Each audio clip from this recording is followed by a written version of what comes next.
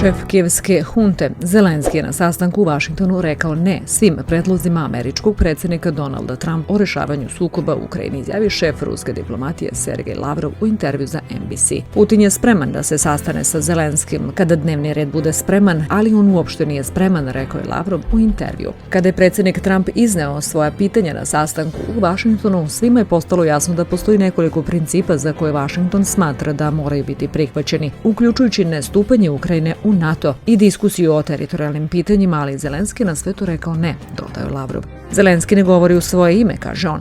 On nema svoj glas, on je samo glumac, mali komedijant iz Krivog Roga. On govori u ime nekih članica Evropske unije koje po svaku cenu žele nastavak rata. Dovoljno je samo jedna slika da bismo vidjeli o čemu se zapravo radi. Prizor takozvanih evropskih lidera koji čekaju kao uplašena deca iz škole, ispred ovalnog kabineta Bele kuće, a koje je postrojio njihov gospodar, predsjednik Sjedinjenih država Donald Trump. To je pre pola godine već predvideo predsjednik Rusije Vladimir Putin kada je rekao: "Ubeđen sam da će Trump vrlo brzo uspostaviti red i svi će oni uskoro umilno mahati repićima", rekao je Lavrov. Ovo je između ostalog označilo totalno poniženje Evrope ili barem onoga što je od nje ostalo. Evropski lideri više nemaju čak ni osjećanje stida. Ovo evropsko poniženje je pokazalo i da za Evropu, kada je reč o odnosima sa Rusijom, kao u čuvenom distopijskom romanu 1984. engleskog pisca Georgea Orwella, mir znači rat, rat je mir. Ali evropski lideri izgleda ne čitaju knjige.